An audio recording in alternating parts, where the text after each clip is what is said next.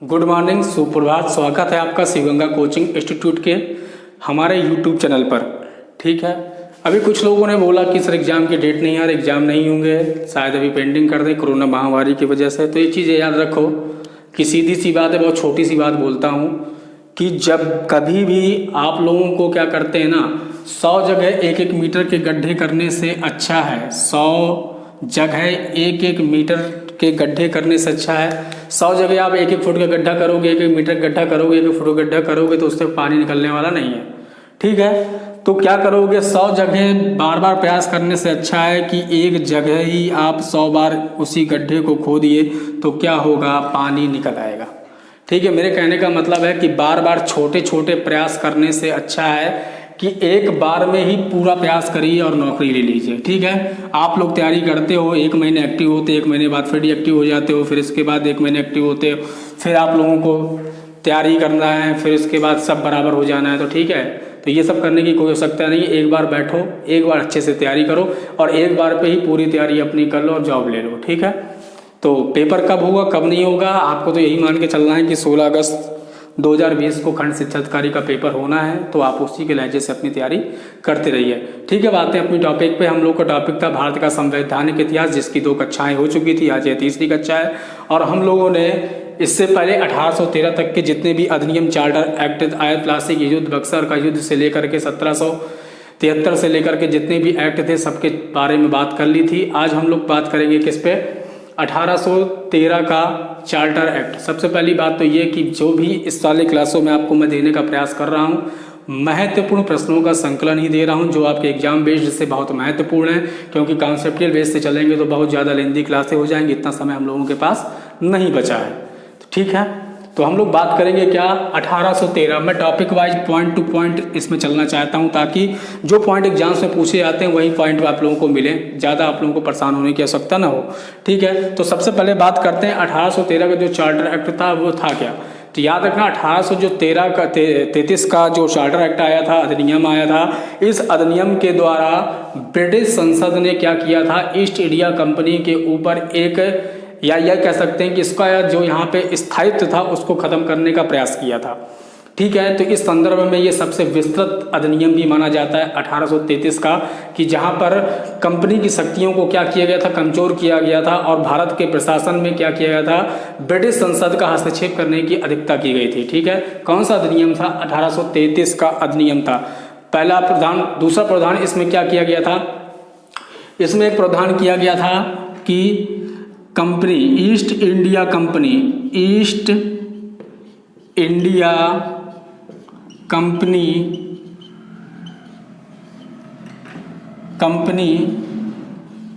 की पूर्णता, east India company की पूर्णता व्यापार से अंत कर दिया गया। ईस्ट इंडिया कंपनी का जो भारत में एकाधिकार था, व्यापारिक एकाधिकार, उसको पूर्णतः खत्म कर दिया गया। अब कोई भी ब्रिटिश नागरिक क्या कर सकता था, भारत में आ सकता था और भारत में आकर के क्या कर सकता था, व्यापार कर सकता था, वो स्वतंत्र था। ठीक है, अब ईस्ट इंडिया कंपनी का जो भारत में व्यापारिक क्या था, एकाधिकार था, उसको पूर्णतः समाप्त कर दिया गया था। अब ईस्ट इंडिया कंपनी का एकमात्र कार्य क्या था, शासन व्यवस्था।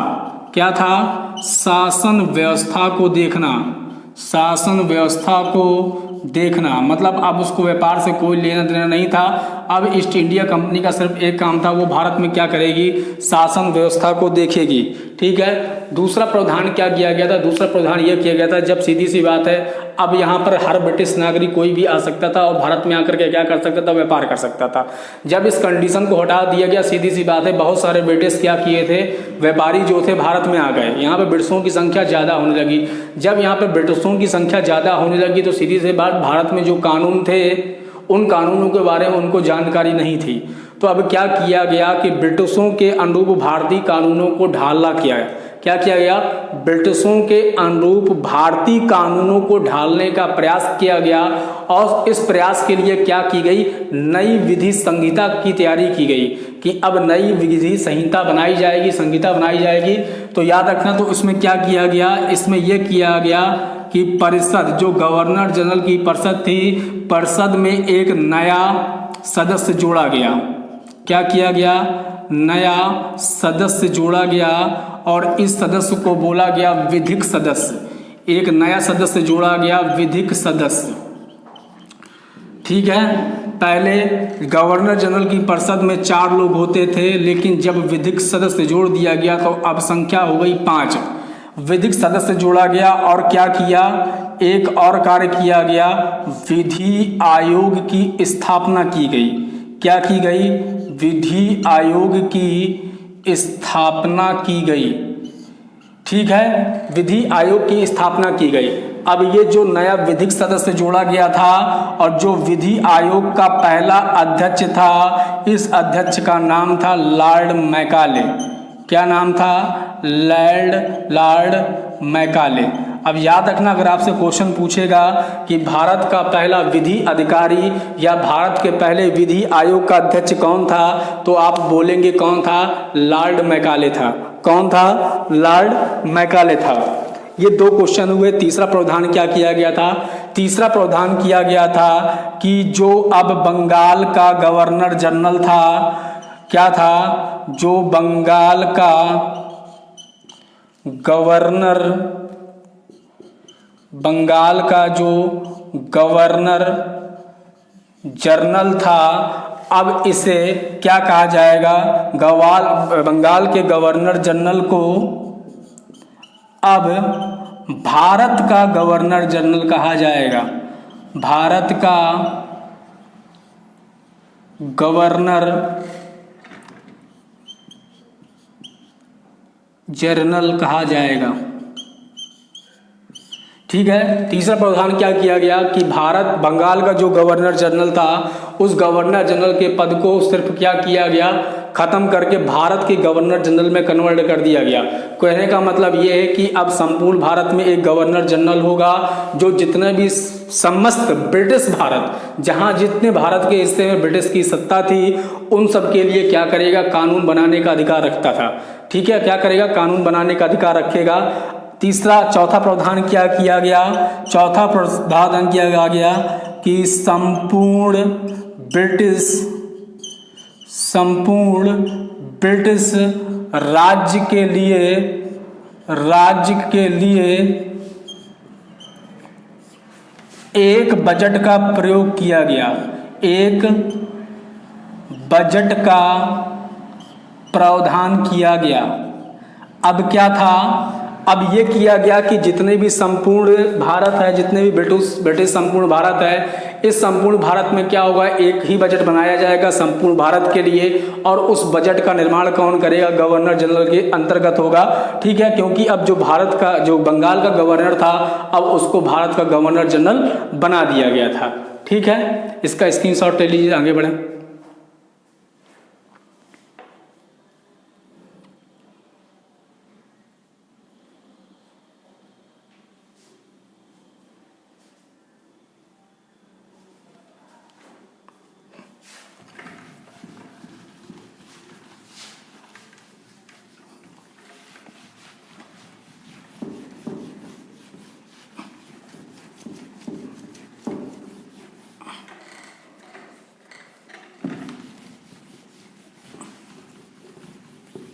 अब इसके बाद क्या था कि जो आपका इससे क्वेश्चन बनता है कि भारत का प्रथम गवर्नर जनरल कौन था।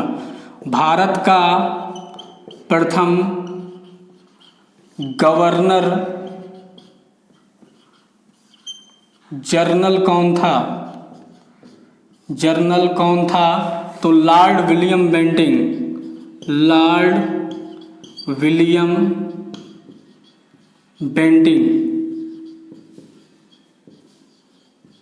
अब एक चीज याद रखो, सीधी सी बात है यार, कि जब ये 1833 का चार्टर एक्ट आया था उस टाइम पे लॉर्ड विलियम बेंटिंक क्या थे, बंगाल के गवर्नर थे। क्या थे? बंगाल के गवर्नर जनरल थे। ठीक है, लेकिन जब 1833 का एक्ट आया उस एक्ट में कहा गया कि जो बंगाल का गवर्नर जनरल है अब उसको क्या कहा जाएगा, भारत का गवर्नर जनरल कहा जाएगा। तो अब लॉर्ड विलियम बेंटिंक का पद क्या हो गया, भारत का गवर्नर जनरल। तो एक क्वेश्चन और बन सकता है ना इससे, अगर पूछेगा कि अंतिम बंगाल का क्वेश्चन पूछेगा, बंगाल का अंतिम गवर्नर जनरल कौन था, गवर्नर जनरल कौन था, तो तब भी तो लॉर्ड विलियम बेंटिंक ही होगा। ठीक है, तो अगर पूछेगा बंगाल का अंतिम गवर्नर जनरल कौन था तो बोलोगे लॉर्ड विलियम बेंटिंक था। अगर पूछेगा भारत का प्रथम गवर्नर जनरल कौन था तब भी क्या होगा, लॉर्ड विलियम बेंटिंक होगा। ठीक है, क्लियर हो गया। ठीक है, अगला प्रावधान क्या किया गया था, अगला प्रावधान ये किया गया था, इस आदेश में ये बोला गया था कि गवर्नर जनरल को यह प्रावधान करना होगा कि वह भारत से दास प्रथा का अंत करे। क्या प्रावधान किया गया था कि गवर्नर जनरल, जो भारत का गवर्नर जनरल होगा वह यह प्रयास करेगा कि भारत से दास प्रथा का अंत हो। तो इसी के अंतर्गत क्या हुआ था, 1843 में भारत में दास प्रथा को अवैध घोषित किया गया, अवैध घोषित कर दिया गया। ठीक है, तो अगर क्वेश्चन पूछेगा किस चार्टर एक्ट में यह प्रावधान किया गया था कि भारत से दास प्रथा का अंत किया जाएगा, तो आप बोलोगे 1833 के चार्टर एक्ट में यह प्रावधान किया गया था, जिसके तहत 1843 में क्या किया गया था, भारत में दास प्रथा को अवैध घोषित कर दिया गया था या अवैध कानूनन माना गया था। ठीक है, इसके लिए कानून बना दिया गया था। ठीक है, समझ में आ गया। तो इससे कुछ महत्वपूर्ण प्रावधान थे जो आपको मैंने बता दिए, जो इससे किया गया था। एक प्रावधान और किया गया था, एक प्रावधान ये किया गया था, इसको अगर पूछेगा कि 1833 के चार्टर एक्ट की सबसे अच्छी सर्वोत्तम बात क्या थी या सर्वोच्च बात क्या थी जिसको इतना महत्व दिया जाता है, तो आप बोलोगे इसमें एक प्रावधान किया गया था, इसमें यह प्रावधान किया गया था 1833 के चार्टर एक्ट में कि भारत में जो सरकारी नौकरियां थी इसमें योग्यता को प्राथमिकता दी गई थी। क्या की गई थी, योग्यता को प्राथमिकता दी गई थी। अब किसी भी पद में या किसी भी नौकरी में रंग, जाति, धर्म या नस्ल के आधार पर भेदभाव नहीं किया जा सकता था। मगर कहने का मतलब मेरा यह है कि भारतीयों को भी क्या किया गया था, सरकारी नौकरी पे भारतीयों को सरकारी नौकरी पे, सरकारी नौकरियों पर समान अवसर प्रदान किए गए थे। समान अवसर प्रदान किए गए, ये सबसे महत्वपूर्ण था इस पूरे चार्टर एक्ट में। 1833 के चार्टर एक्ट में सबसे महत्वपूर्ण घटना क्या थी, तो सबसे महत्वपूर्ण घटना क्या थी, यही थी कि भारतीयों को सरकारी नौकरियों पर क्या किया गया था, समान अवसर प्रदान किया गया था। ठीक है, तो ये कुछ महत्वपूर्ण प्रावधान थे जो इसमें किए गए थे। कौन सा एक्ट था 1833 का, स्क्रीनशॉट ले लीजिए।